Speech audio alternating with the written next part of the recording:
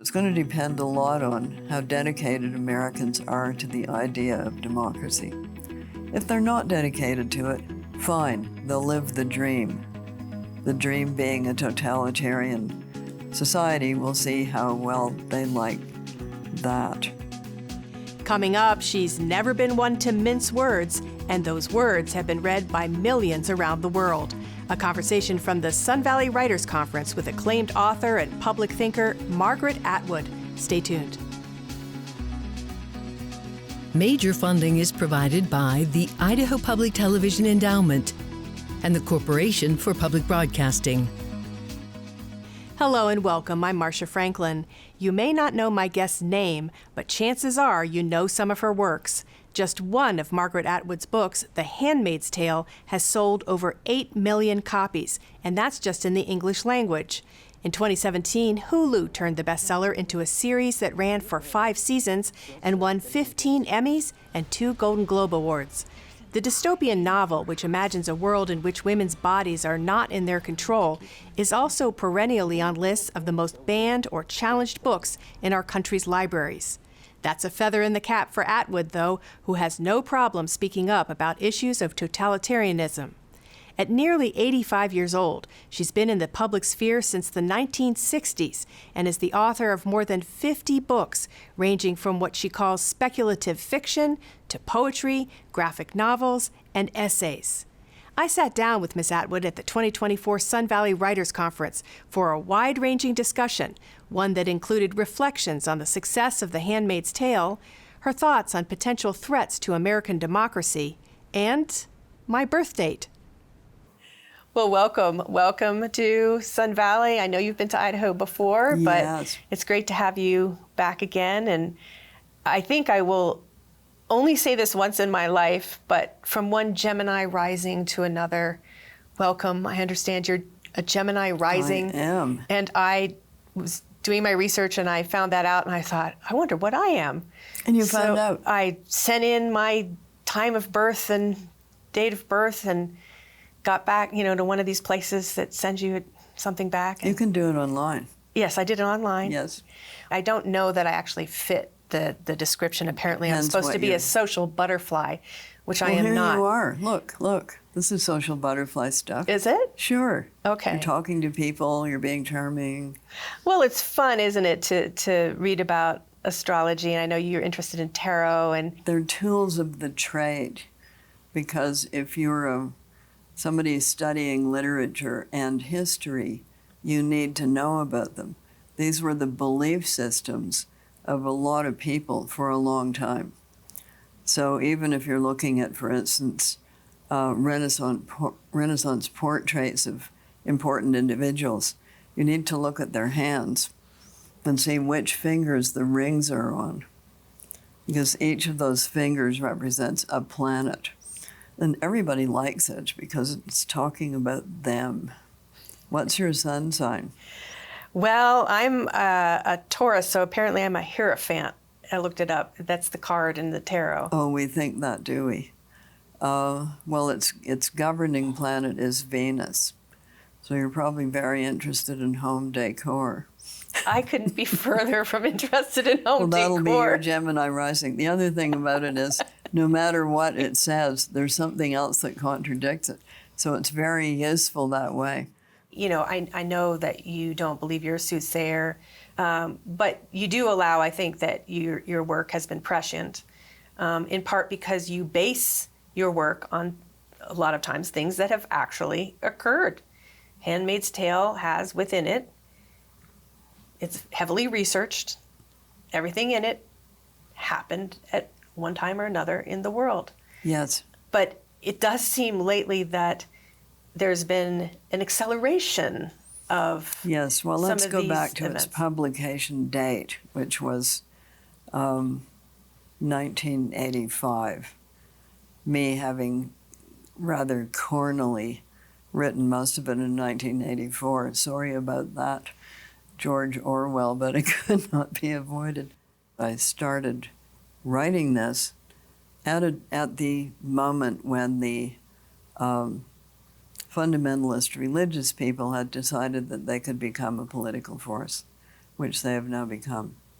But that had just begun then.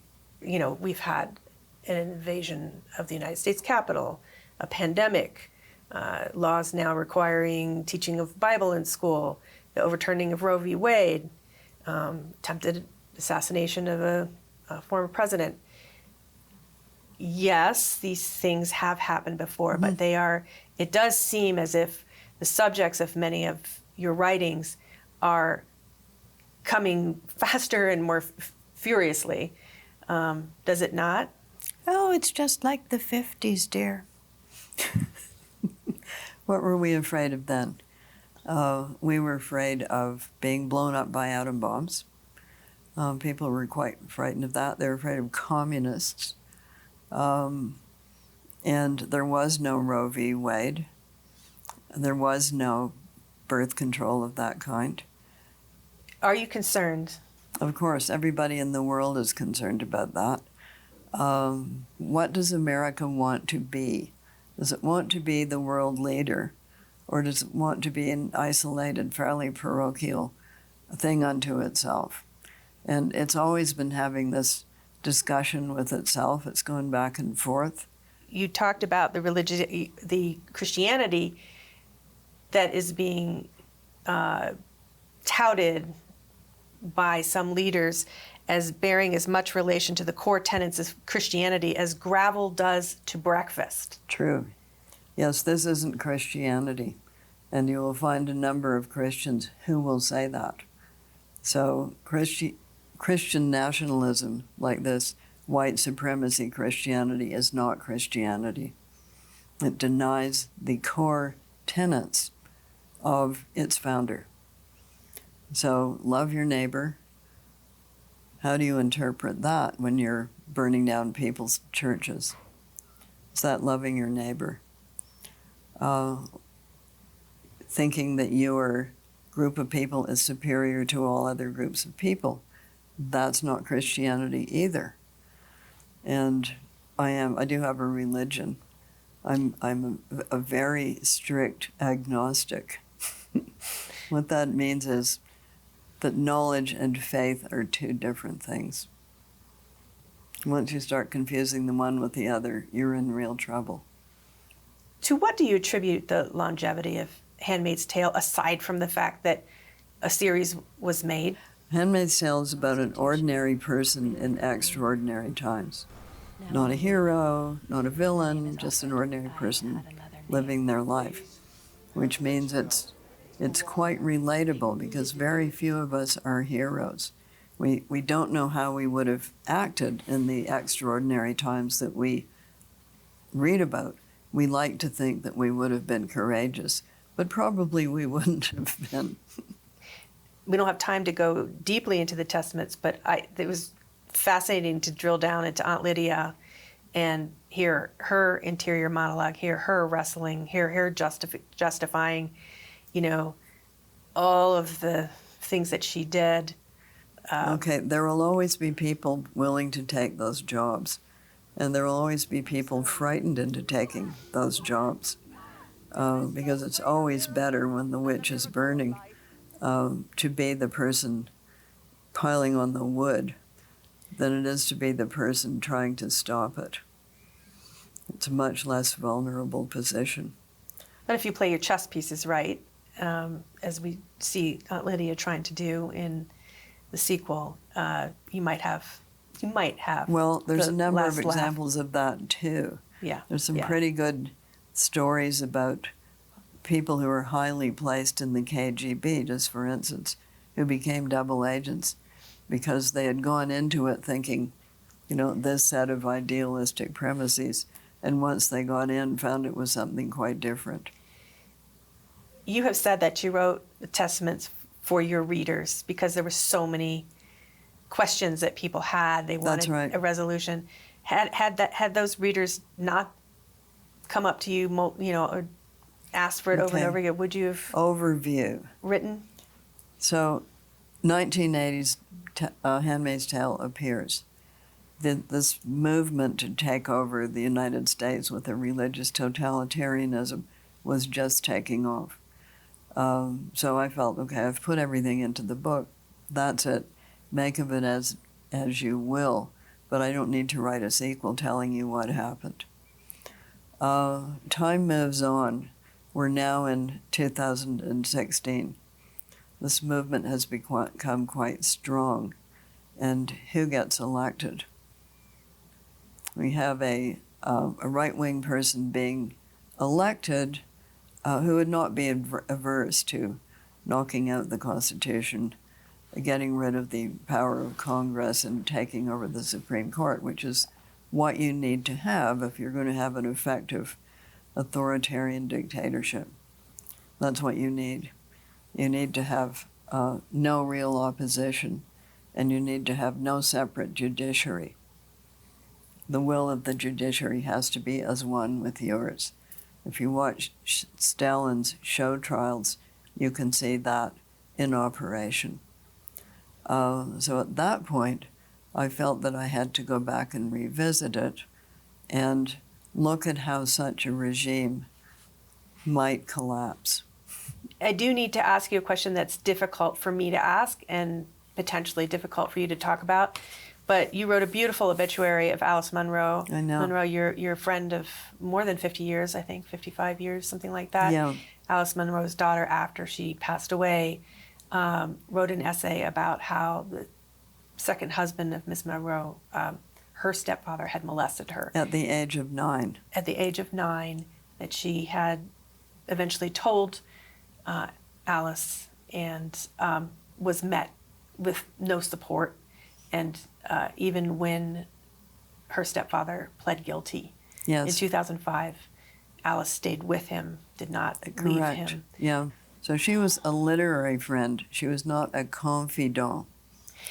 So this was news to me that the husband was dead. Alice had dementia. She didn't know who people were anymore. I learned about 2 years ago that there had been something, but I didn't know any of the details. So it was. I've seen you quoted as saying it was as shocking to you as it was to everyone else. Exactly. People were talking about rescinding or revoking her Nobel Prize. You can't do that. You can't do that. The Nobels are given; they're not revoked. But as a friend, even if it was a long literary friendship and admiration, how do you feel about people are throwing away her books? Okay, there's a couple of pieces to this, and believe me, people have asked. So I got a call from the reporter doing the story before the story broke, right? And she told me quite a lot about this, including the age of the girl, the kind of letters he wrote in some sort of attempt to justify himself. I mean, that is sicko. So you're asking me, should they throw away her books? I'm asking you what your sense is of. You read people differently, but you don't not read them. So we know quite a lot about how awful Dickens was to his wife.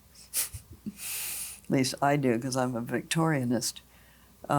We know that Baudelaire had syphilis. Where did he get it? We won't even go into that. Does that mean we shouldn't read those authors, or does it mean we should read them differently? It just means that you have a context.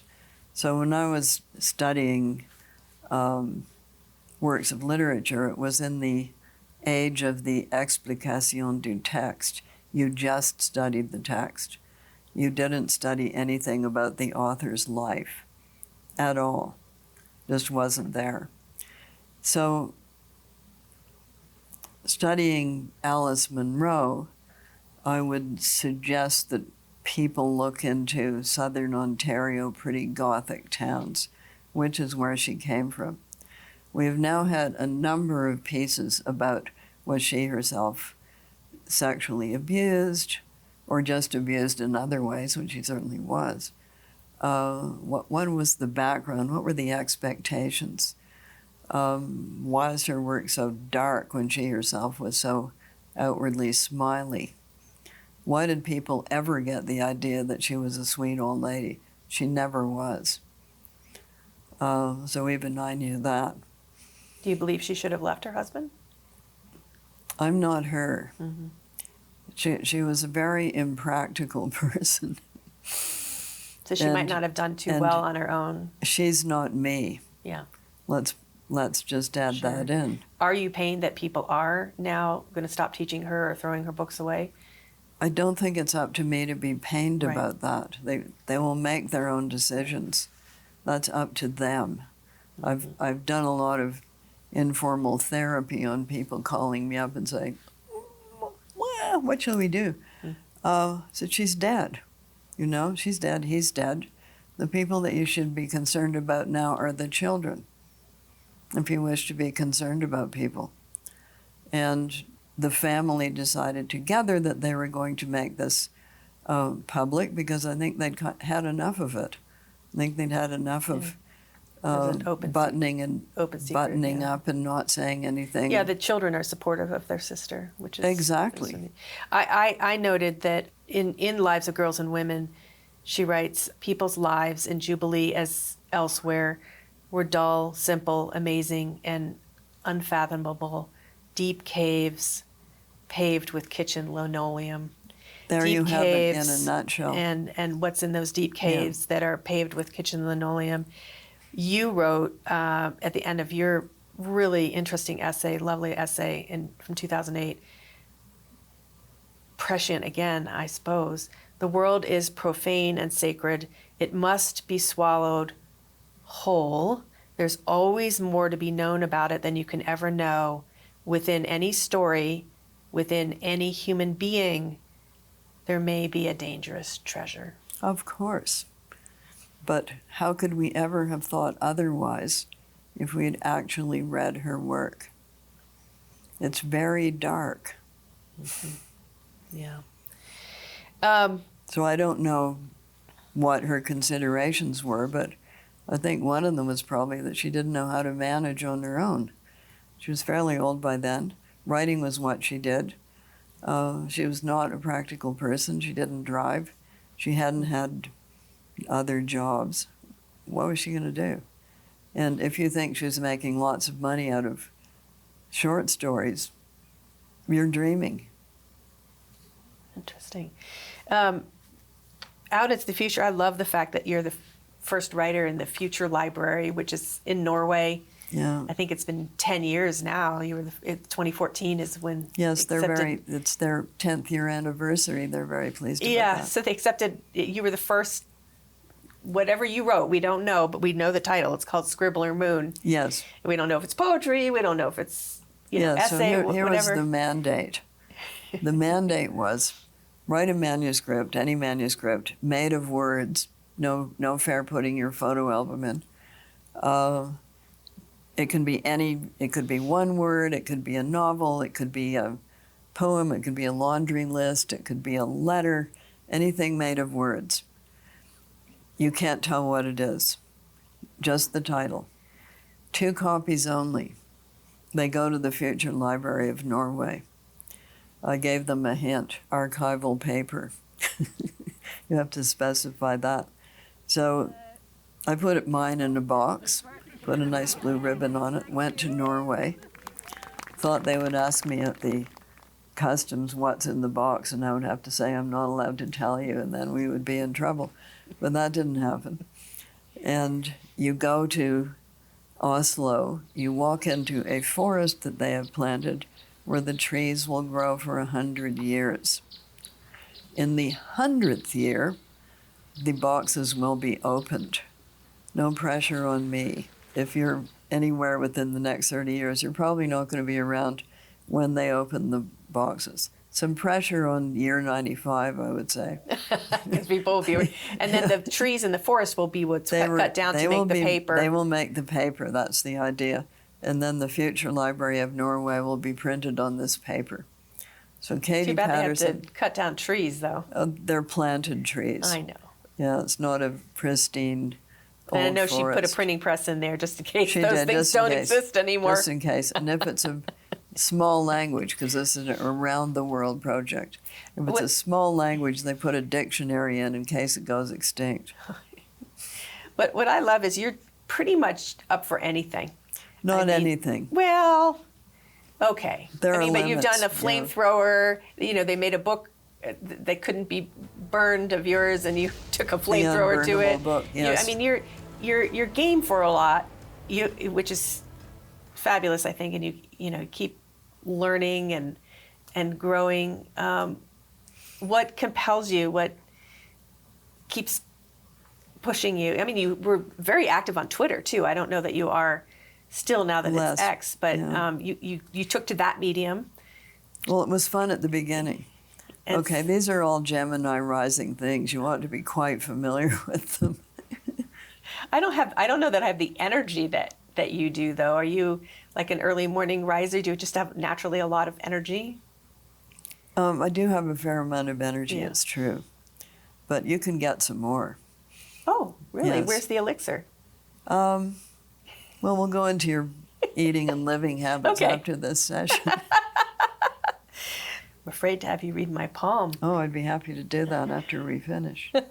I can already tell you a couple. Never mind. Yes, I'm not going to do it. I'm on dead in a air. week. Are you enjoying, or are you? Are you right-handed? I'm left-handed. Oh, interesting that you showed me that hand first. Yeah. Okay. I'm left-handed. Why? Because if you're left-handed, your left is your dominant hand, and your right is your recessive hand. Mm-hmm. If you're right-handed, it's the other way around. Your recessive hand is the hand you are dealt, Yes, right. and your dominant hand is the hand you have played. Except for most left-handers, including myself, have to be ambidextrous. So, like, I use a mouse right-handed. I cut right-handed. I Yeah, have to that open can cause problems when we're looking at your lifeline. Yeah. Oh dear. I'm not going to ask you to predict who's going to win the election Thank in the you. United States, which will happen right after this program airs. But talk about the tenor. Where do you think we are headed? And if there's some foreboding, what the key ways are to lift ourselves up to be our better selves. How are you feeling about the near future of our country? Okay, it depends when you're going to air this, of course. So let us just not try to predict too much, but what you're really saying is how close to a totalitarianism is the United States.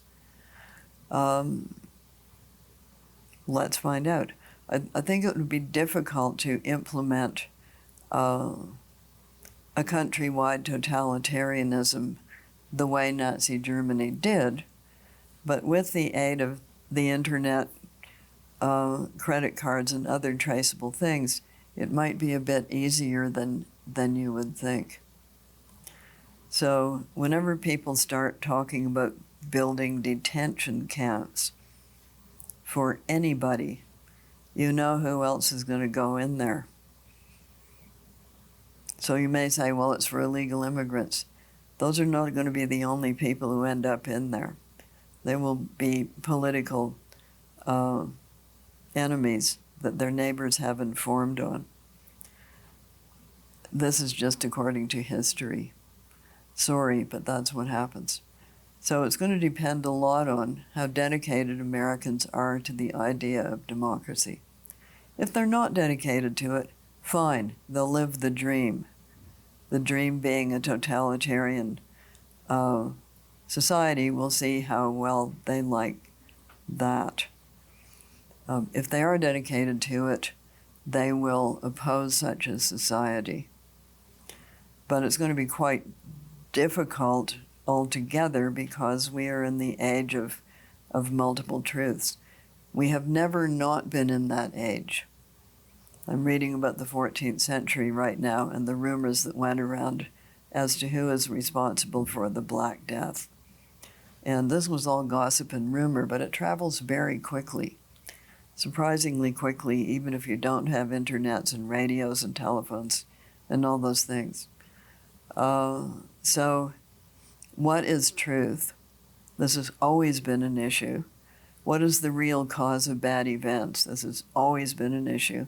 Were you having a plague because Apollo was mad at you? How many sheep do you have to sacrifice? This has been a motif of human beings ever since they got language. So let's just see where it goes. But don't treat it as if it's something absolutely new and unprecedented, because it's not. And if you want the playbook of how these things go, how do totalitarianisms go? One of the first things that happens in them is a purge of the believers. Why is that? So what do we have with Hitler? We have Night of the Long Knives. Who got eliminated then? Other Nazis whom he saw as rivals. And why them? Because they were still true believers. They still believed in the socialism part of National Socialism, and he did not. So they get eliminated. Who did Stalin purge in the 1930s purges? It was the old Bolsheviks, because they were still believers, and he was not. So suppose these people get power. The first people to be purged will be the true believer Republicans. Just saying, So if I were them, I would be thinking quite hard about giving a small group of individuals that amount of power over them. You're constantly learning. You're constantly trying new things. You worked with Disco on the Utopian project, which yes, I thought was fun. really interesting. Yeah. Social media, Substack. I mean, you're constantly trying new things, and I'm wondering what excites you out there. What's next that you'd like to maybe? Well, the exciting thing is that you don't know what exciting thing will come along next. So if I already knew, it wouldn't be exciting. Fair enough. Well, I look forward to seeing and knowing what that is, because I know you'll bring to it really an inimitable style and wit Well, thank you. Depth to it that will make all of us interested in whatever that new thing is. You're extremely optimistic. I'm optimistic about your ability to that's very bring nice. us new worlds. That's very lovely. Thank you. You're welcome. You've been listening to author Margaret Atwood. Our conversation was recorded at the 2024 Sun Valley Writers Conference. And yes, she did read my poem after we spoke, and apparently I've cheated death so far. Certainly a once-in-a-lifetime experience. My thanks to conference organizers for allowing us to conduct interviews like this one at their renowned event for nearly 20 years. If you'd like to watch any of them, check out our playlist on YouTube or find us on your favorite podcast platform. For Idaho Public Television, I'm Marcia Franklin. Thanks for spending time with us.